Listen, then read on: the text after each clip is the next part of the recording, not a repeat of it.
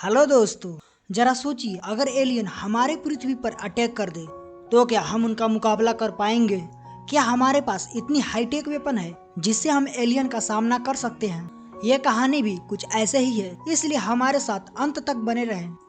तो कहानी के स्टार्ट में हमें एक वार को दिखाया जाता है जिसमें एलियन ने हम इंसानों पर अटैक कर दिए हैं और उनसे हमारी सुपर आर्मी लड़ रही है। तभी एक कमांडर बड़े होशियारी से रानी के एलियन शिप को तबाह कर देते हैं, जिसके वजह से बाकी के एलियन शिप भी डिस्ट्रॉय हो जाती है और इस तरह से इंसान एलियन से ये जंग जीत जाता है। लेकिन हमारे यूनियन को अभी भी डर था कि कहीं ये एलियन हम पर दोबारा हमला न कर दे।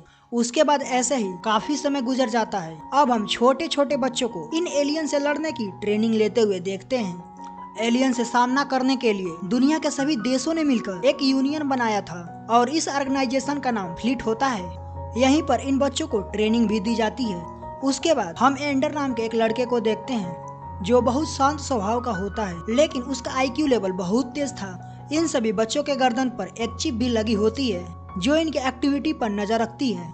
अब कमांडर, जिनका नाम ग्राफ होता है, वो एंडर को एक केबिन में बुलवाते हैं और एंडर के चिप को निकाल दिया जाता है। जिसके बाद एंडर इस फार्मिक वार का हिस्सा नहीं रहा और उसे घर भेज दिया जाता है। लेकिन घर जाने पर एंडर बहुत ज्यादा उदास होता है। वो अपने फैमिली से कहता है, पता नहीं मैंने क्या गलती की जिसके कारण मुझे फार्मिक वार से निकाल दिया गया। उसे बहुत अफसोस होता है। हालांकि उसके घर वाले उसे समझाते हैं और कहते हैं, जरूरी नहीं तुम वार में हिस्सा लेकर अपने देश की सेवा करो, अभी पूरी उम्र तुम्हारी बाकी है, तुम अपने लाइफ में इससे भी ज्यादा बहुत कुछ कर सकते हो। अगले दिन कमांडर ग्राफ एंडर के घर आते हैं और वो उसके फैमिली को बताते हैं एंडर ने पहली परीक्षा पास कर ली है। उसके शरीर से उस चिप को निकालना हमारे एक प्रोग्राम का हिस्सा था। हम देखना चाहते थे कि उसके बाद एंडर का रवैया कैसा होता है और इसने कर दिखाया। अब हम एंडर को स्पेस बैटल फील्ड में लेकर जाएंगे, वहीं इसे आगे की ट्रेनिंग दी जाएगी। एंडर ये न्यूज सुनकर काफी ज्यादा खुश होता है। अगले सीन में एंडर अपने कमांडर के साथ साथ और भी कुछ सिलेक्ट हुए बच्चों के साथ स्पेसशिप से जाता है। थोड़ी ही देर में ये लोग स्पेस स्टेशन पहुंच जाते हैं। वहां पहुंचकर कमांडर एंडर को मोटिवेट करते हैं। फिर इन बच्चों को इनके ट्रेनिंग ऑफिसर से मिलवाया जाता है जो इन्हें यहाँ रहने और ट्रेनिंग के रूल बताते हैं। अब इन बच्चों को एक ऐसे रूम में ले जाया जाता है जहाँ ग्रेविटी 0 होती है।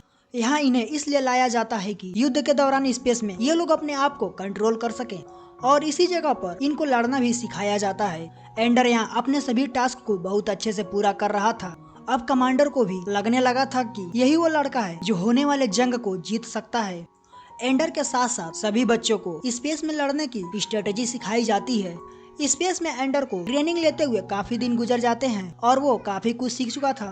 एंडर अपने कंप्यूटर में एक ऐसा गेम खेलता है जिसमें आज तक यहाँ का कोई भी बच्चा फाइनल लेवल तक नहीं पहुँच पाया था। लेकिन एंडर इस गेम के रूल को तोड़ते हुए डीमन को मारकर ये गेम जीत जाता है, जिसे देखकर कमांडर बहुत ज्यादा खुश होते हैं क्योंकि एंडर ने सबसे अलग तरीके से इस गेम को खेला था।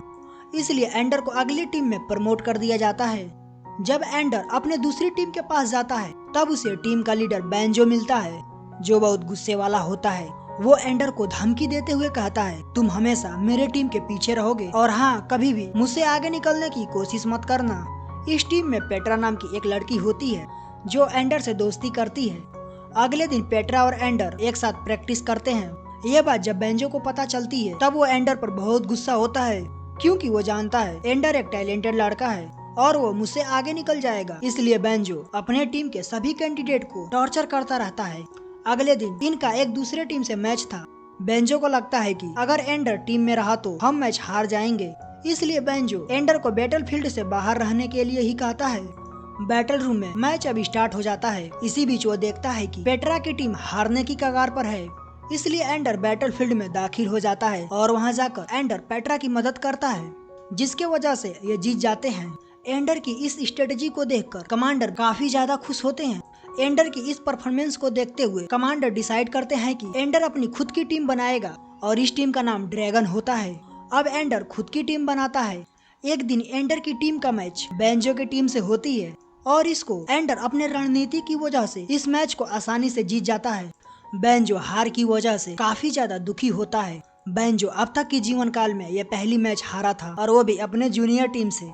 इसी गुस्से में आकर बैंजो एंडर से फाइट का चैलेंज करता है। एंडर उससे फाइट नहीं करना चाहता था, लेकिन बैंजो उससे उलझ जाता है। इसी बीच बैंजो को गलती से सिर में चोट लग जाती है और इसी कारण से बेंजो की मौत हो जाती है। यहाँ एंडर को बहुत ज्यादा तकलीफ होती है क्योंकि उसके वजह से किसी निर्दोष लड़के की जान चली गई। कमांडर एंडर को समझाने की कोशिश करते हैं। वो कहते हैं ये कोई बड़ी बात नहीं है, जो हो गया सो हो गया। तुम एक काबिल कैंडिडेट हो, तुम्हें यह सब भुलाकर अपनी ट्रेनिंग पर फोकस करना होगा। कुछ दिन बाद एंडर को एक दूसरे प्लेनेट पर लाया जाता है, जिस जगह पर एलियन और इंसानों के बीच जंग होने वाली थी। इसी जगह एंडर को फाइनल ट्रेनिंग दी जानी थी। फिर एंडर को एक ऑफिसर से मिलवाया जाता है। ये वही ऑफिसर हैं जिन्होंने पहले बार में एलियन के शिप को डिस्ट्रॉय किया था। एंडर उनसे बहुत सारे सवाल करता है और ऑफिसर उसके सवालों का जवाब देते हैं। कमांडर ये भी कहते हैं अगर हम रानी एलियन को मार दें तो सभी एलियन अपने आप ही मर जाएंगे। अब एंडर को ट्रेनिंग रूम में लाया जाता है, जहां उसे दुनिया की सबसे हाईटेक वेपन चलाना सिखाया जाता है, जिसका इस्तेमाल करके एक ही बार में एलियन को बर्बाद कर सकते थे। कमांडर एंडर से कहते हैं ये तुम्हारी लास्ट ट्रेनिंग है, उसके बाद तुम्हें एलियन को हराना होगा। एंडर देखता है कि बहुत सारे शिप अपने प्लेनेट के आगे घेरा बनाकर खड़े हुए हैं। फिर एंडर अपने टीम को अटैक करने का आदेश देता है और एंडर की टीम एक ही बार में एलियन के सभी शिप को तबाह कर देते हैं। लेकिन इस अटैक से वो अभी जीते नहीं थे। एलियन के और भी शिप प्लेनेट के पीछे छुपी हुई थी।